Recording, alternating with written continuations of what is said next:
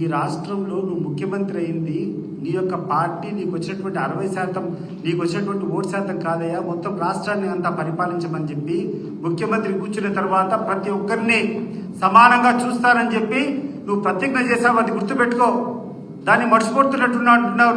నీ ప్రమాణ స్వీకారాన్ని ఒకసారి రివ్యూ చేసుకో. ఏమని ప్రమాణం చేశావో ఒకసారి గమనించమని చెప్పి నేను కోరుకుంటున్నాను. నీ కొడుకు ఏమైనా చెప్తే నీ ఇంట్లో కూర్చో. నీ ఇంట్లో ఏమి కావాలంటే నీ కొడుకు చెప్పినట్టు చెయ్యి. నీ ఆస్తి కావాలంటే నీ కొడుకు రాయించుకో.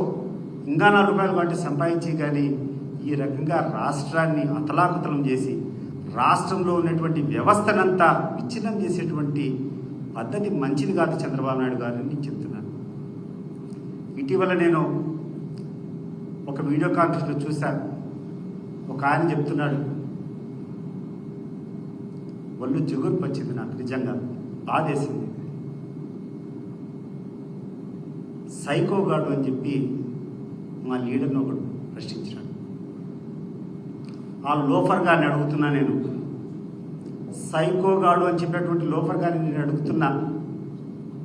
మా లీడర్ అడుగు పెడితే జనం ఏ రకంగా వస్తుందో ఒకసారి చూడు. ఈరోజు పల్నాడులో, నిన్న మన ఒంగోలు జిల్లాలో, మన అనంతపురం జిల్లాలో, ఆ ముందు రోజు కర్నూలు జిల్లాలో ఎక్కడికి పోతే ఎక్కడ ఆయన అడుగు పెడితే ఆయన జనం ప్రపంచంలా వస్తున్నారంటే కారణం ఏంది? అటువంటి వ్యక్తిని పెట్టుకొని నువ్వు సైకోగాడని పిలుస్తావా? ఏ ధైర్యంతో నువ్వు మాట్లాడుతున్నావు నాకు అర్థం కావడంలా. అధికారం వచ్చిందని చెప్పి మదం ఎక్కి నువ్వు మాట్లాడుతున్నావా? అంటే నువ్వు అరెస్ట్ చేస్తావంటే, లేకుండా ఉంటే నువ్వు ఏమైనా ఇబ్బంది పెడతావంటే భయపడే వాళ్ళు ఉండాలని చెప్పి భయపడించాలని చెప్పి ప్రయత్నం చేస్తున్నావా? Even if it costs our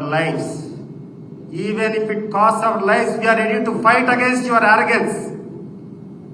mister గుర్తుపెట్టుకో, నీ నాలుకను కంట్రోల్ పెట్టుకోకుండా నీ ఇష్టానుసారం మాట్లాడితే సహించేటువంటి పరిస్థితి ఉండదు. నువ్వు ఏ రకంగా మాట్లాడతావు పదంతలు మేము మాట్లాడగలుగుతాం. నీ దగ్గర 10 మంది ఉంటే మా దగ్గర 100 మంది ఉంటారు. గుర్తుపెట్టుకో. మర్యాదగా మాట్లాడేది నేర్చుకో, సభ్యతగా మాట్లాడేది నేర్చుకో. ఈ రాష్ట్రానికి 5 సంవత్సరాలు ముఖ్యమంత్రిగా ఉన్నటువంటి వ్యక్తి ఈరోజు ప్రజల హృదయాల్లో గూడుకునేటువంటి వ్యక్తిని కూర్చొని నువ్వు ఆ రకంగా సంబోధిస్తావే, నిన్ను ఎట్లంటే అటు పిలిచడం మాకు చేత కాదనుకుంటున్నావా? సాలించుకోయేటువంటి చేష్టలన్నీ నేను చెప్తున్నాను. ఇప్పుడు నీ యొక్క కుప్పం కాన్స్టిట్యున్సీలో ఒక మహిళను చెట్టు కట్టేసి కొంతమంది నీ పార్టీ మద్దతుదారులు డబ్బు ఇవ్వలేదని చెప్పి చేసినటువంటి అహంకారం ఎక్కడి నుంచి వచ్చిందా? ఎక్కడి నుంచి వాళ్ళకి ధైర్యం వచ్చింది? ఒకసారి చెప్పు చంద్రబాబు నాయుడు గారు. నీ కాన్స్టిట్యున్సీలో ఒక మహిళను కట్టేశారు అంటే వాళ్ళు రక్షించేవాడు ఎవడో తోడు ఉండాడనే కదా వాడికి అంత ధైర్యం. ఎక్కడి నుంచి వచ్చింది వాళ్ళకి ధైర్యం?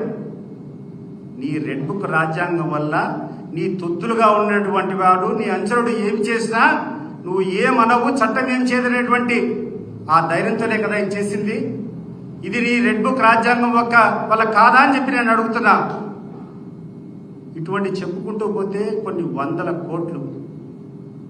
నిన్న మాక మనకు చూస్తే కృష్ణమోహన్ రెడ్డి, తర్వాత ధనుంజయ రెడ్డి గారిని, తర్వాత ఈరోజు భాస్కర్ రెడ్డి గారిని రకరకాలుగా నువ్వు అరెస్ట్ చేస్తావు, లోపల పెట్టుకుంటున్నావు.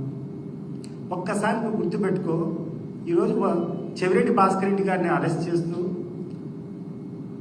మీ యొక్క సిట్టో లేకుంటే మీ యొక్క ఇన్వెస్టిగేటింగ్ ఆఫీసర్స్తో కూర్చొని ఎలక్షన్లకు డబ్బు తీసుకుని పంచారనేటువంటి అభియోగం మీద ఈరోజు అరెస్ట్ చేశారు మీరు చెవిరెడ్డి భాస్కర్ రెడ్డి.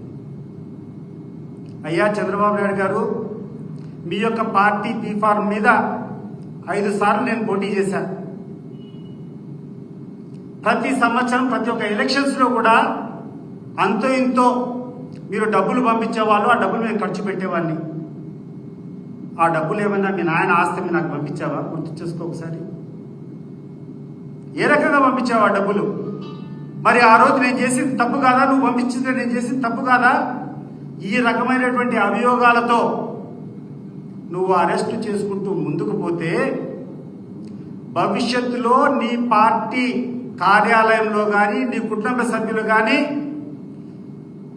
శిక్షకు అర్హుడుగా అనేటువంటి వ్యక్తి ఎవరైనా ఒకడైనా మిగులుతాడా నాకు చెప్పు. నీ పార్టీలో కానీ లేకుండా ఉంటే నీ కుటుంబంలో కానీ శిక్షకు అర్హత పొందినటువంటి వ్యక్తి ఎవరైనా ఉంటారా? ఒకసారి ఆలోచన చేసుకో.